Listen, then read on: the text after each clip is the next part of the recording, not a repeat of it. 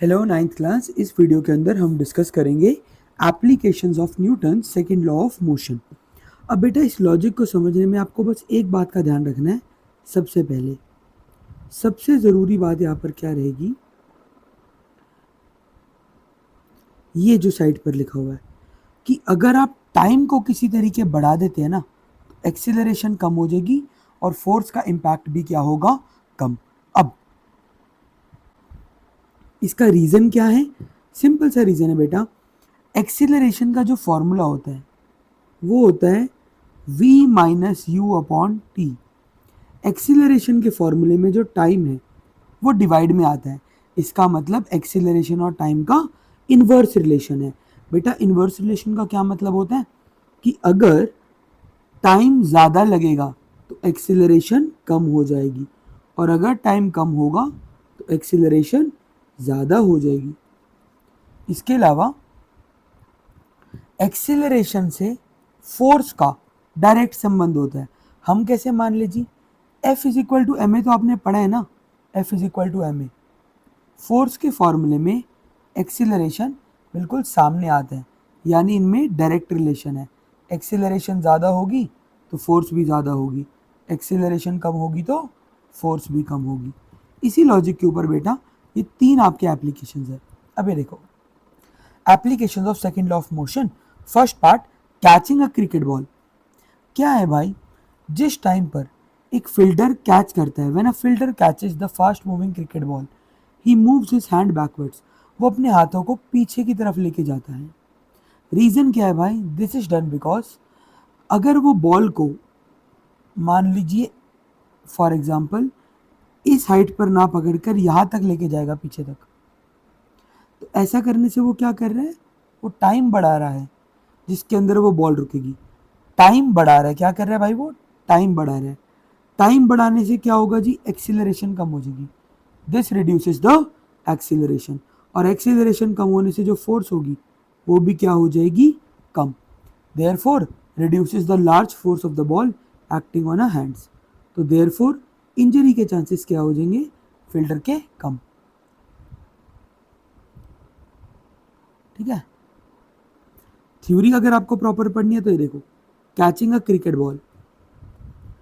When a fielder catches a cricket ball he moves his hand backwards. हाथ को पीछे की तरफ लेके जाने का लॉजिक क्या है भाई, अगर वो बॉल को इस पॉइंट पे ना पकड़कर यहां तक पकड़ेगा, थोड़ा पीछे करेगा अपने हाथ को, तो होगा क्या, he increases the time taken to stop the ball.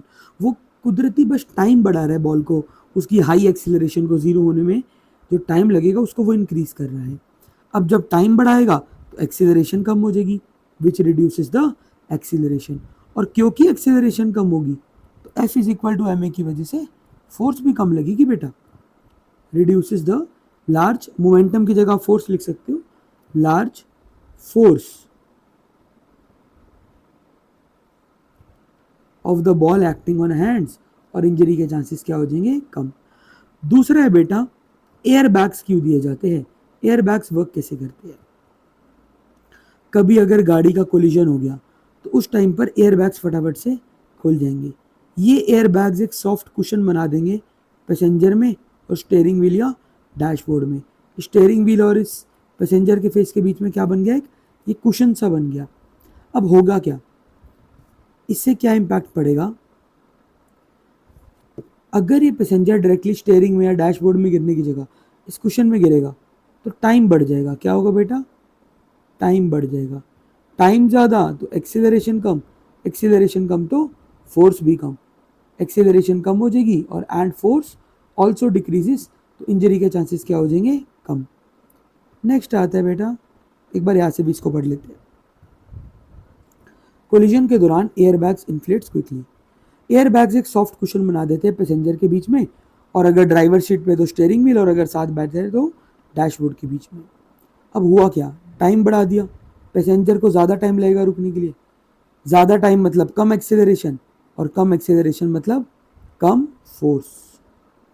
Next है भाई, जब भी आपने कभी देखा होगा हम इंडिया में नारियल अक्सर फोड़ते हैं, उसको हमेशा हार्ड सरफेस पे फोड़ा जाता है।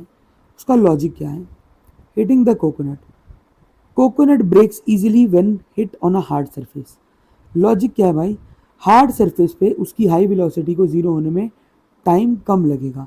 अब टाइम और एक्सेलरेशन का तो डायरेक्ट रिलेशन होता है, टाइम इनवर्स रिलेशन होता है, मतलब टाइम कम तो एक्सेलरेशन ज़्यादा, और एक्सेलरेशन ज़्यादा तो फोर्स ज़्यादा, और वो ज़्यादा फोर्स उस आपके कोकोनट को जल्दी से ब्रेक करेगी। ये देखो, अगर वो हार्ड सरफेस पे मारेगा उसे तो कोकोनट स्टॉप हो जाएगा बहुत कम समय में, एक्सेलरेशन बहुत बढ़ जाएगी और बहुत ज़्यादा फोर्स लगेगी शेल पे और कोकोनट ब्रेक हो जाएगा। ये देखो भाई proper theory, a fresh coconut breaks easily when hit on a hard surface. ऐसा क्यों? ऐसा करने से जो कोकोनट है वो स्टॉप होएगा बहुत कम समय में। कम समय में मतलब टाइम कम, टाइम कम मतलब एक्सीलरेशन ज़्यादा, एक्सीलरेशन ज़्यादा मतलब फोर्स भी ज़्यादा, एक ज़्यादा फोर्स लगेगी जो उस कोकोनट को ब्रेक कर पाए। दैट्स इट भाई।